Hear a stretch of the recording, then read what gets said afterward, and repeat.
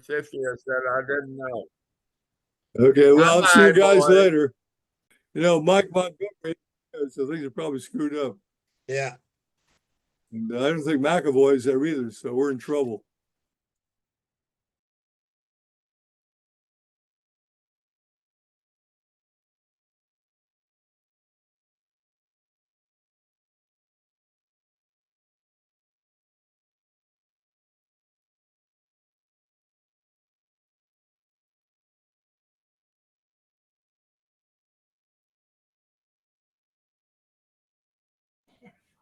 Am I still muted?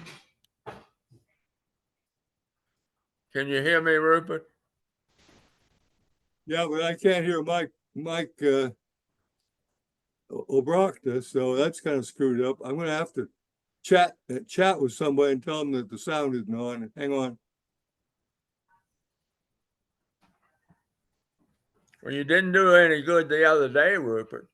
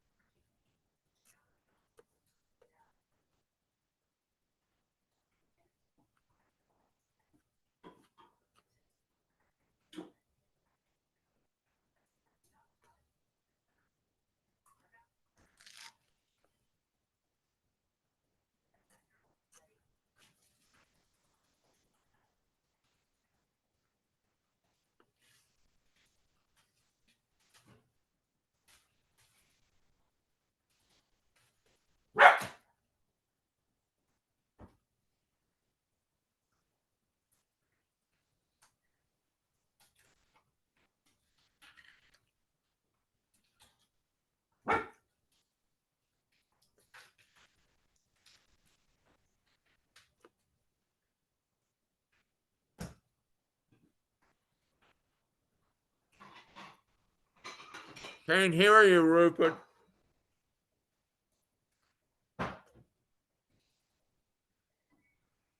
John, we've been muted, but I'm trying to chat with somebody to get them to turn on the damn sound for the microphone. Well, we can still talk, Rupert. Well, can we be critical of who we should be critical of? I think I've heard the Pledge of Allegiance a few times, but I'm still going to try to find out what the hell is going on. Hang on.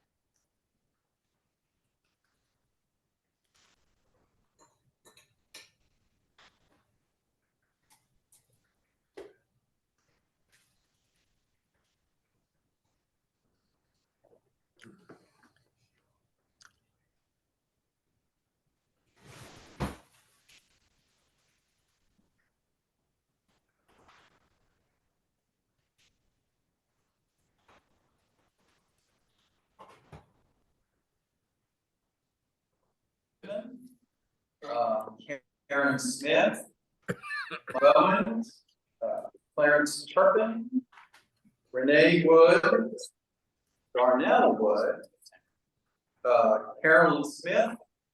You've done good, Rupert. Leroy Morrell.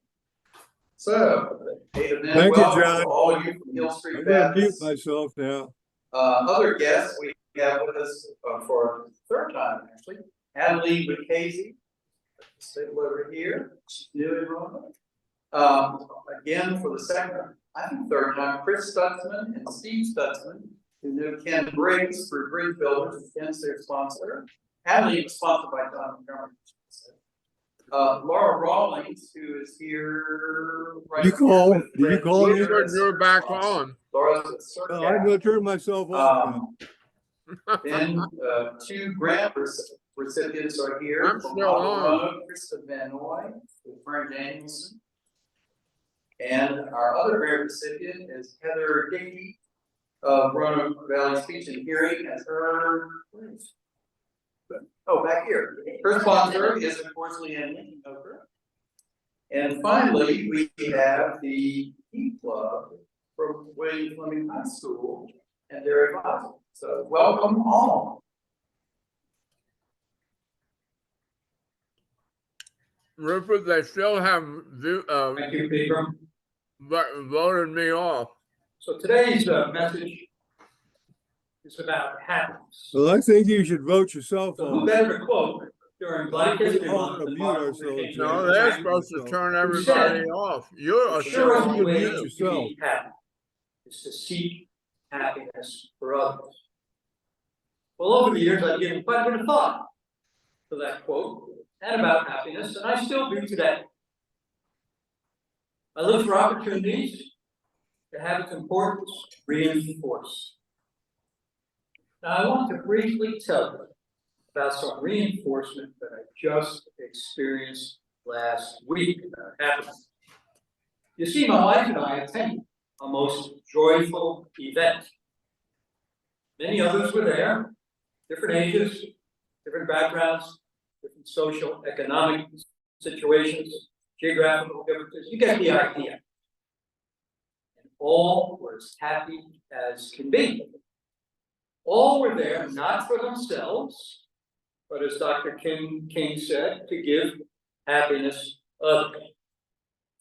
Being around that many people, not focused on themselves, but focused on others, was infectious. It was a wedding and reception. Now, it was the wedding and reception for our own Preston, Tyler, and John.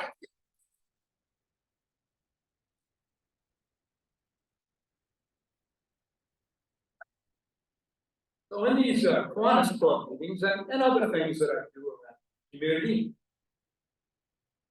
happiness also comes into play.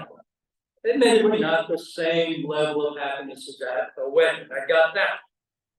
But the kind of happiness that's spread out over time, over multiple events.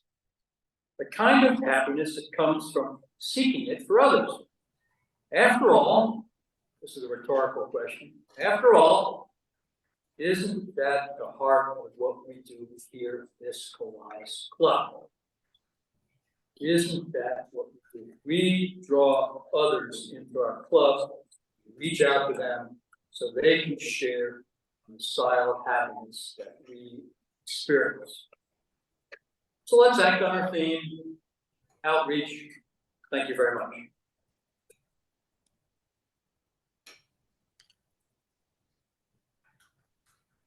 Reeve Kessler is here.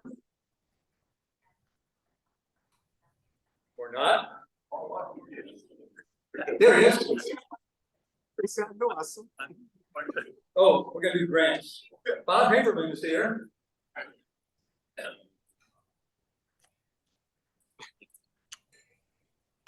Thank you. Thank you, President Mike. I thought I was being overlooked, and the guy on my side is hard to overlook me. Okay, we have two grants today. First from Aqua Roanoke, and Krista, would you come up, please, and Vern, would you tell us a little bit about Aqua Roanoke, and then Krista, tell us a little bit about what they plan to do with the grant. And Vern.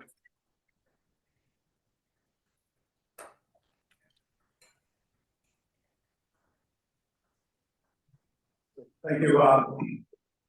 First off, Aqua Roanoke has been here for a long time. And excuse me, I apologize for not knowing the number of years, but it goes back into the 1960s, thereabouts, and started as an all-volunteer organization. I was on the board of Aqua Roanoke for about 20 years, 1980 until 2000 when I went to Richmond for a while. And then when I came back, I was on the board again. My wife Carol was on the board also for of the order of 20 years. Honored to have been asked to do that. I want to just say one thing about Upper Roanoke, and that is how fortunate we in the Roanoke Valley and the area of the Roanoke Valley are to have a professional opera organization. We have an absolutely marvelous artistic director in Stephen White. He's a world-class opera conductor, music conductor, composer, and he conducts by invitation all over the world. And he and his wife Elizabeth came through Roanoke one day, fell in love with the place, and this has become, to use your word, a sanctuary. They operate from here. We also have a great deal to thank in Brooke Colley, who is not here right now. She is tending to a brand new baby, about a month old. They're doing fine. And Brooke will be tending to the youngster for another couple of months. But Brooke has also a great talent, musical talent, but something that you don't always find in a great artistic, talented person is she is also a great manager. And she has done great things with Upper Roanoke as far as management, management of the organization, management of funds, and working with their fundraising efforts. So from my standpoint, I look at it from the 40,000 foot view and a little bit of history, and let you talk about what's going on now. Thank you very much. Thank you very much to Vern and to Bob and all of you for a very generous gift to Upper Roanoke. Vern, we are approaching our 50th anniversary. So that will be 2025. So I expect you'll hear a lot from the organization as we get to that point.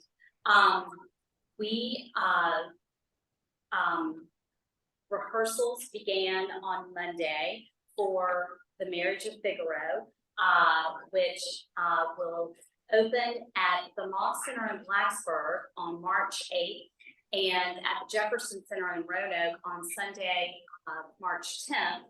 The Friday night performance is at 7:30. The Sunday afternoon performance is at 2:30. Tickets are still available to both. And if you are an opera lover or opera fan, I'm sure you're familiar with Marriage of Figaro. If you are not and have never been to an opera, this is a wonderful one to start with. It is a great deal of fun, and the music is incredible, and we have some great singers, and like Vern said, and incredibly talented maestro bringing this to life for us.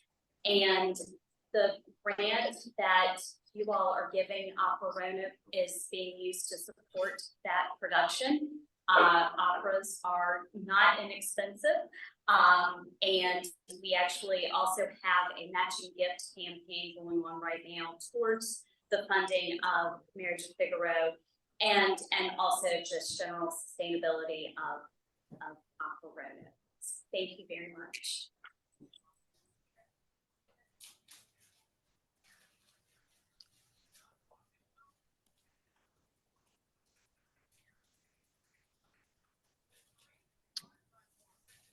Thank you very much. Thank you very much. In our second grant for today is Roanoke Valley Speech and Hearing. And Leanne, would you please come up with Heather? Here they come. And they're going to tell us a little bit about the Roanoke Valley Speech and Hearing and what they're going to be using. Leanne?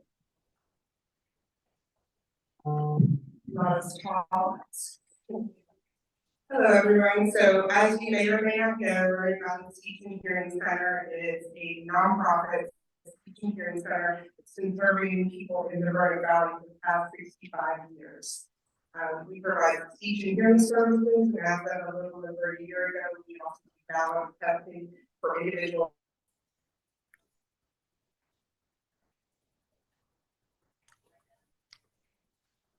Rupert, the sound's not too good. Neither is the picture. The whole thing is frozen up. I don't know. I lose patience with this operation, but let's see what happens. It's pretty screwed up right now. I'm gonna go back to Last week they said that the battery was dead. yeah, in the microphone. I know. I don't know. This looks like the camera's dead. Oh dear. This is not good. I hope the 250th anniversary has better sound equipment.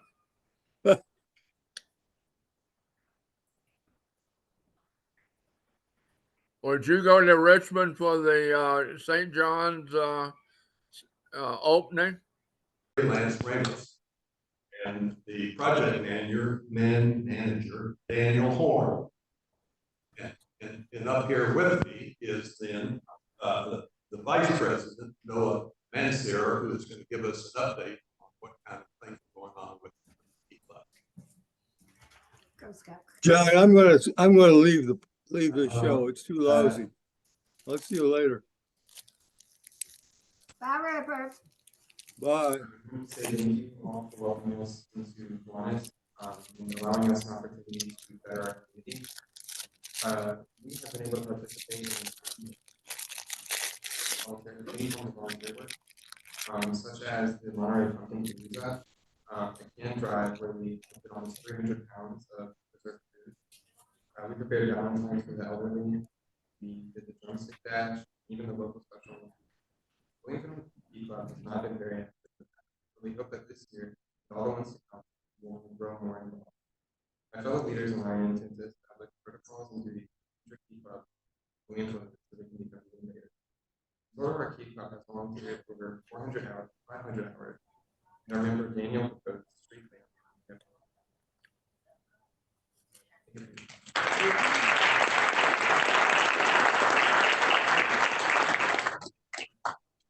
I'm going to say one other word. It's complete. Each of the key clubs that we sponsor is supposed to have a Kiwanis Key Club advisor. It turns out that position in Fleming this year is currently unoccupied. So, if you would be interested in helping Noah and the rest of his leadership team at Fleming High School, be an intermediary between our Kiwanis Club and their Key Club, please come up and find me today, next week, or anytime soon. Thank you.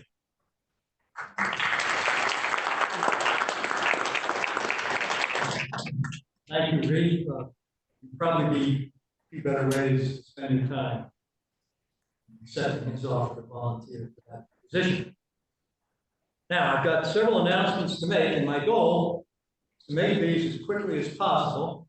We have time for all the braggarts in the room to come up to the microphone. So, the first thing I'm going to mention is a brand new option for membership. This Kiwanis Club. We now have corporate membership option. This can be extremely attractive to some of the organizations in our valley who would like to participate in it. So stay tuned, you'll be seeing more information about that.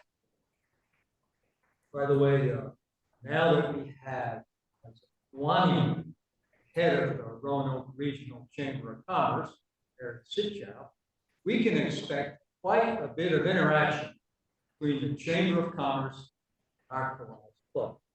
For that as well. Now, moving on. KPAD, chaired this year by our own Gene Bollendorf, is about ready to kick off. Before they kick off, they still have a couple open slots for ticket sales team captain. Each year, about 6 of us volunteer to help lead the sales of tickets for KPEG. It's a fun volunteer assignment. Please get with them immediately to fill that role. Speaking of KPEG, you all are meeting this Friday, 7:45 at Mill Mountain Coffee. Same day, the Spring Fun Day Committee is Zooming that morning. Let's see. Oh, this is important. Group of presidential advisors meeting here at next Wednesday's meeting. What we're doing this year is we've invited selected past presidents to give me advice. They have been extremely generous and effective. So we're meeting again next week. Continue with that. Can't tell you how appreciative I am getting advice from that august body of people. Let's see what else. Officers, we're going to meet February 29th. It's a week earlier than we normally meet, but importantly, my wife and I are going away on vacation, so enough about that. Speaking of meetings and KPEG, on the 29th, how many times does February 29th come around? Once every 4 years, they're meeting at Twisted Track. Let's see. Prayer Breakfast Committee. Each year, our club does a real serious job with the interfaith faith prayer breakfast. Your committee is meeting on March 1st. Now, turns out that about 30 of you have already signed up for the Escape to Margaritaville production at Mill Mountain Theater and the social that precedes that. Nice job. Larry Kufel again reminded me to remind you that if you sign up, not only do you get the entertainment and the social, you get some food and what kind of beverage? Margaritas. Sign-up sheets are on your tables. Now, just placeholders in the future. I'm not going to say much about them, but placeholders. We're going to support the Blue Ridge Marathon again this year. I already mentioned prayer breakfast. I've already mentioned KPAD. That's on May 4th. Pretty much 100% of the people in this club will be volunteering for that. Then Kids Fishing Day, fun event, and then a Spring Fun Day event. So, it turns out we have time for some brag bugs. All you braggers, come on up here now, please.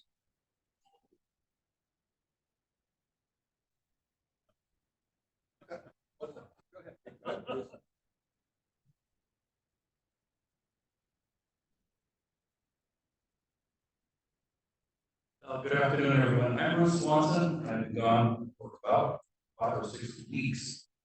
So I have several brags. One of them is miracles of medical power and prayer. My daughter was seriously ill with bacterial infections in December and January, and she is healed and back to her regular life. So that's amazing.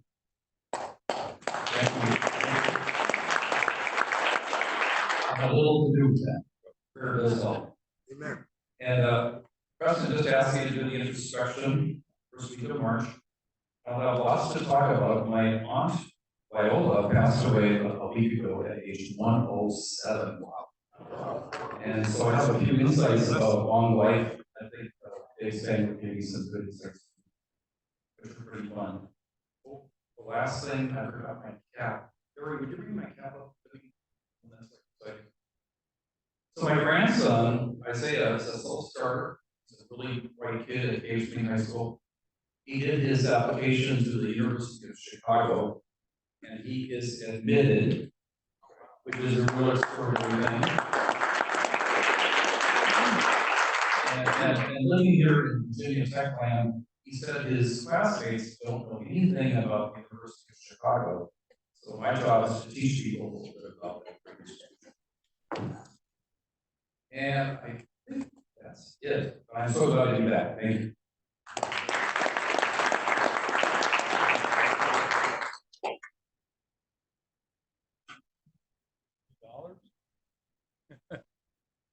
Good afternoon. I'm T. Farber.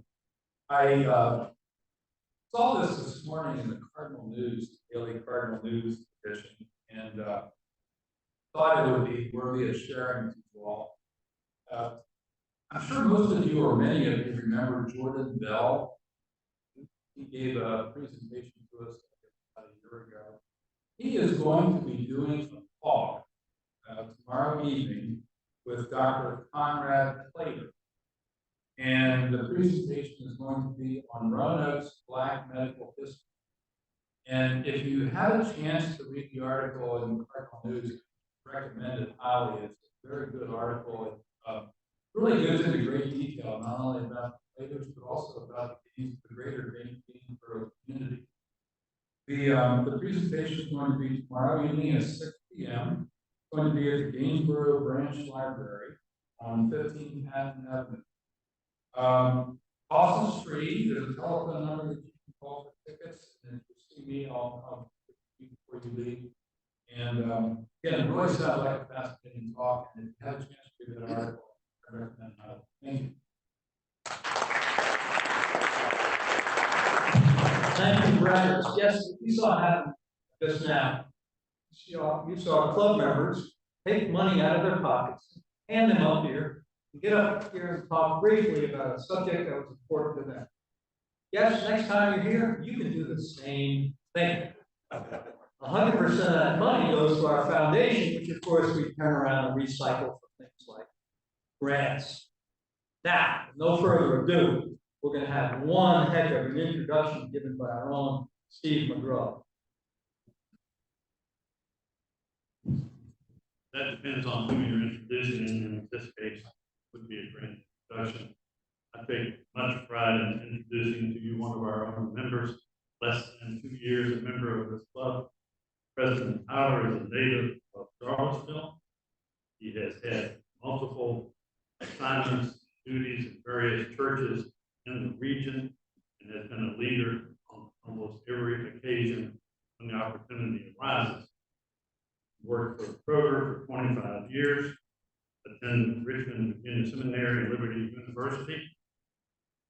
He is a member of the Bridge Builders group that was started here by J.C. Taylor, Joe Gaither, and Briggs.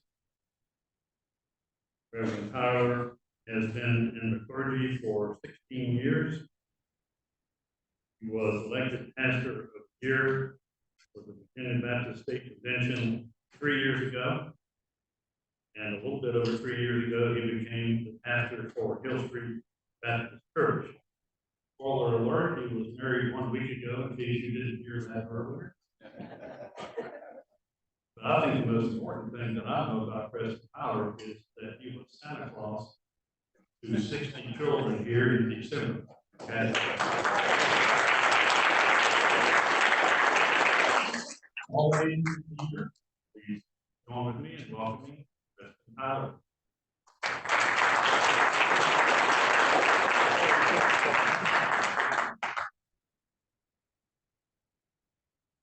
Thank you, Steve, and President Link, and to all the officers, my fellow Kiwanis. It's been 2 years ago.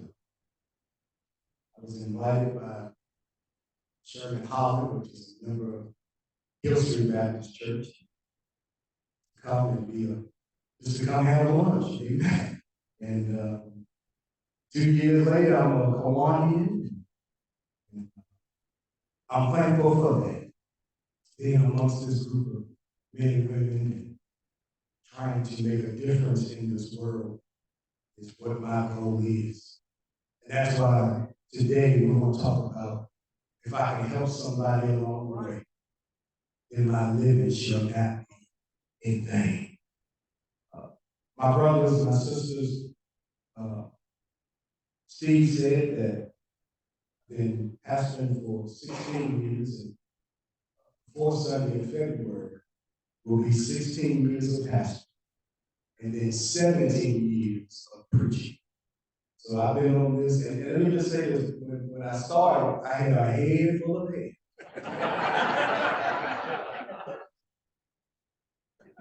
And then you know I'm balls. But I would not change my journey for anything in the world. Last week, Stephanie Moon Reynolds asked me at 12:50, so when are you getting married? When is the ceremony? And I told her in 2 hours and 10 minutes. So I left and I told Brother JC, I said, you gonna owe me because I'm coming to hear you first, and then I'm going to get married. I didn't tell him I was gonna get married. I said, but you gonna find out later that you owe me. Well, later on, he said, yeah, I do owe you. And I have been married for 1 week to my lovely bride of 7 days. And she would be here, but being a business owner and folk call out or accidents happen, you have to stay, take over and cover. So she just sent me a text and said, do your best. I know you will. I love you. I can't wait to hear the outcome. So that's my baby. I don't know how I got put in this position. I've been here 2 years and I've seen folk week after week stand where I'm standing. I never thought I would be right here standing. But then JC did such an awesome job last week. And I said to myself, how in the world did I get put in the predicament of coming behind JC Taylor? Some things are just not fair. It's just not fair. But I'm gonna do my best to say a word and then I'll get out here. My background, as Steve told you, is I'm a native of Charlottesville, Virginia. Somebody said, woo-hoo. Home of the Wahoo. We'll get back to that later. Charlottesville is my home. That's where I grew up. That's where I was born and bred. That's where I can go to this day and I can run into somebody and somebody will say, are you Officer Tyler's baby boy? And I'll say, yes, I am. And they'll always come with a story of how my daddy did something to encourage them, to help them in their prior life. Some of them should have been in jail. But my daddy said, go on, I'm not going to arrest you. And to this day, some people will come and say, if it was not for your father, I wouldn't be the man, I wouldn't be the woman that I am today. I'm giving you my background because that's the way I am right now. It's because of my father, because of my mother, because of the teachings that they taught me, that you don't have to act like somebody else, but you can be better than somebody else. You can help somebody along the way, even if they don't like you, you can still be prideful and help somebody along the way. That's what I was taught as a little boy. At 8 years old, going to Esther's Market to buy some candy that my grandmother gave me some money for. And I remember the cashier saying that it cost this much, but I really knew it cost only $5. She said it cost $6.50. I said, no, ma'am, it cost $5. She said it's $6.50. I said, no, ma'am, the label says $5. She said, baby, you gotta add the tax too. That's when my daddy showed up with the extra $1.50. I was there, as an older person. $1.50 in taxes is a whole lot of money. But my daddy said, he said, don't worry about it, I got it. And I kept that $5. And since I had $5 extra, I went and bought some more candy. But my daddy taught me to always be respectful, always to hold your head in the air, always to look a man in his eyes and give him a firm handshake. That's what my daddy taught me. My daddy being one of the first African Americans to be a police officer in Charlotte. He taught me a lesson that I will never forget. That even though you being a black man, even though you're going to have to go through some things that you should not have to go through, hold your head up high hold your head up because you are somebody. And I stopped by on my way to heaven to let somebody know all of us in Kiwanis land are somebody. We hold our head up and we make a difference, not only in Roanoke, but we make a difference in the state of Virginia. Because there are folk who are always talking about, you are Kiwanis, you are a good man, you are a good woman. That's because of the past that we have. That's because of us helping somebody along the way. And if we continue to do that, guess what? When we close our eyes and those come behind us, they will carry on the legacy of helping somebody along the way. My grandmother, who only had an 8th grade education, she was not that smart, but she was smart enough to know that if you be kind to somebody, that it will come back to you. My grandmother would always go with her Chevy Nova. Anybody know about a Chevy Nova? If you ever saw Beverly Hills Cop and Eddie Murphy, he had that blue Chevy Nova. That's the same blue Chevy Nova that my grandmother drove. But she would go around and pick up folks to go to church with her every Sunday morning. And she would always drop those same people off after church, never asking for a dime, never accepting a dime. She did it because she said, I want to help somebody along the way. Fast forward to Preston Tyler. Preston Tyler, who is he? This man that's standing up in front of you. Who is this man who's been a leader, like Brother Steve said, almost all of his life? In high school and middle school, I was SCA president. In high school, I was class president. All my high school years, I was always president. Didn't want it. Didn't want to even be doing being the president. But even when I didn't even have nobody going against me, guess what? They always elected.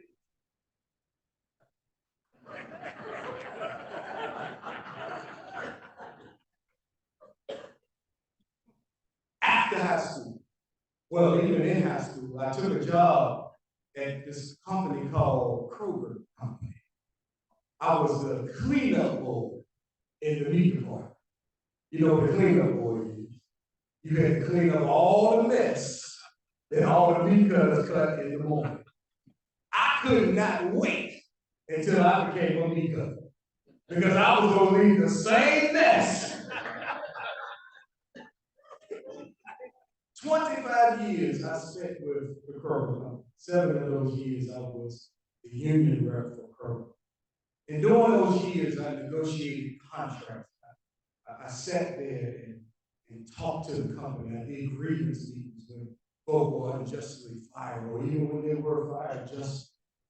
I was always that leader, always that spearhead of a person. But I remember being at Kroger, and Kroger used to have a day called Senior Day. Yeah, y'all know about it. Some of y'all seniors. I used to see y'all at Kroger. Every Tuesday was Senior Day. And we, every Kroger has their same customers that come week after week or day after day. And I never forget, there was always these 2 elderly gentlemen that would come every Tuesday. And they would look for me. I could be in the back. They were not going to let nobody else cut their meat but me. Always wanted an 8-ounce filet mignon and a 10-ounce filet mignon. I never forget when that elderly gentleman who was taking care of his wife who had dementia, he did not show up for 2 weeks. And I got on the phone, I called him. I said, where you been? He said, I've been sick, but he said, I just want to thank you for picking up the phone and checking on me. The next week he came and he had a card. I didn't even know what was in the card. I didn't check it till later on. It was a $50 bill. And he said, I just want to thank you. When nobody else called, when nobody else picked up the phone to check on me, you checked on me. That's what helping somebody along the way means. All it takes is a smile. All it takes is a call. All it takes is a word of encouragement to help somebody along the way. After 25 years of program, the Lord blessed me to have a church called Hill Street Baptist Church. That's right, I got my members here right here. People said they must not be tired of hearing you because they're showing up today. And I remember as a couple of years ago, I heard of a shooting at Addison Middle School. And a little boy who got on TV said, "Can we just stop the violence?" That thing struck my heart. That thing touched me. And I said from the pulpit, we're going to get outside of these four walls called Hill Street and make a difference in our community. And some of my members took that and ran with it. We're in Addison Middle School. We're out in the community, and we're so much out there that I was walking in the mall, and this young kid with his mother said, "Mama, that's Reverend Tyler. I know him." I didn't know who he was. But he said, "You came to Addison and y'all gave a cookout for us on our graduation day. That's making a difference." Even things I didn't even know that I was doing, he knew, that young man knew. And now he's at William High School. Woo-hoo. And he still remembers what Hill Street Baptist Church did for him. My grandmother had this system called the borrowing system. Maybe some of y'all know about the borrowing system. If you don't, let me tell you what it is. When you were making a cake or you were making some food and you didn't have all the ingredients, you went next door. You went to your neighbors and you borrowed some eggs or some sugar. That's what you call the borrowing system. Anybody ever did that? All right, thank you.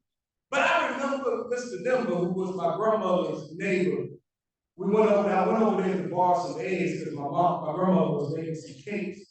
And he said, "Tell your grandma, don't worry about giving me the eggs back." He said, "When she fixed that cake, tell her to send 2 slices over here." All the difference in the world was 2 pieces of cake, and that put a smile on his face. All I'm trying to tell you, my fellow people, that in my history, that in my life, I've always been taught to help somebody along the way. There are people who are less fortunate than you and I, and it's our responsibility to help them along our way. We've been blessed, and y'all know I'm a pastor, so you know I got to throw some Jesus in there every now and then. I know you're going to get mad, but that's all right. I'm a Baptist preacher. That's what I do. Yeah, and I'm not ashamed. I'm not ashamed to call on Jesus Christ. Jesus has blessed me, and it's my responsibility to bless somebody else. That's what this life is all about. As you are more fortunate than others, be fortunate enough to help somebody along the way. Let me help you out what Dr. King said, and I'm here with this. Dr. King said, life's most persistent and urgent question is, what are you doing for others? I ran for city council. Came in last place, but that's all right. But I ran for city council because I wanted to be a voice for the people. I wanted to be a spokesperson. I wanted to be that voice for the less fortunate, for those who could not speak up. But you know what I've learned in losing that race? That folk will pick up the phone and call me anyhow. And I'm still going to be that voice for them. So even though I lost the election, doesn't mean I'm losing in life. Because you got to always remember there's something else you can do. You might not win this, you might not be that, but there's always something you can do to help somebody along the way. One man comes to his now, he's not joined But he filled out the visitor's card and he spoke up and he said, the only reason I'm here is because I saw Reverend Tyler on TV and he's trying to make a difference in this city. And if he can make a difference in this city, I know he can make a difference in my life. We had the gun violence thing and the ceasefire and folks said, it's not gonna work. Said all these shootings around Roanoke, they just love to be like, they like the wild, wild west. We not gonna stop it. But we had 18 solid days of no gun violence. That's a victory right there in itself. Because we were hearing about gun violence day in and day out, and every 2 days we were hearing it. So we had 18 long days. Let me tell you something. I came, somebody said, I told you it wasn't going to work. You know what I said? At least we tried to do something. What are you doing? They kept their mouth shut. And you know what I said? As long as you try to help somebody along the way, then your living will not be in vain. I'm through. I still got 10 minutes. Hold on.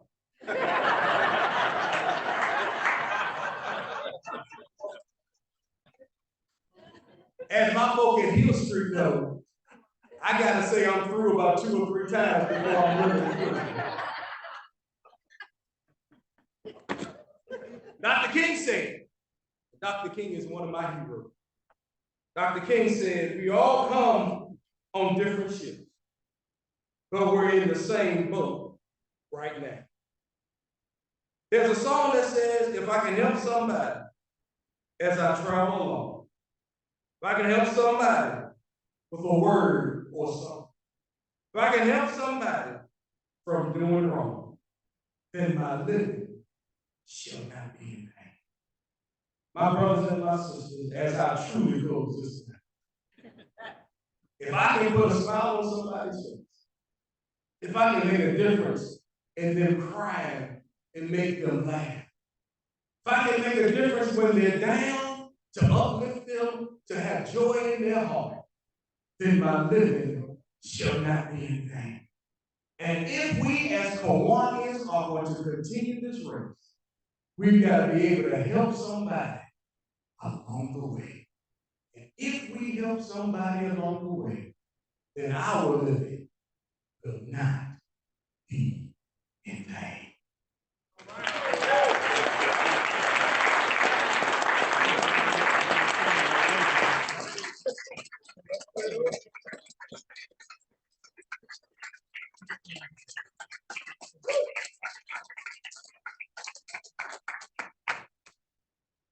Preston, you've expressed interest in having the honorarium go to families experience deliverance using prayer.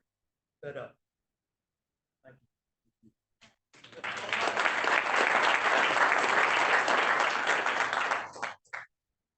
So the surest way to be happy, seek happiness for others.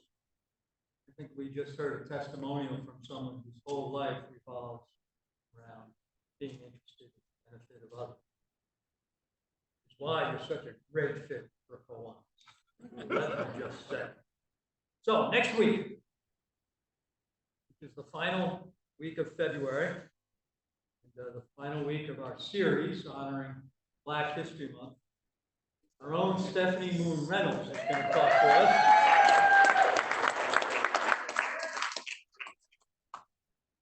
He's going to talk to us about helping someone along the way.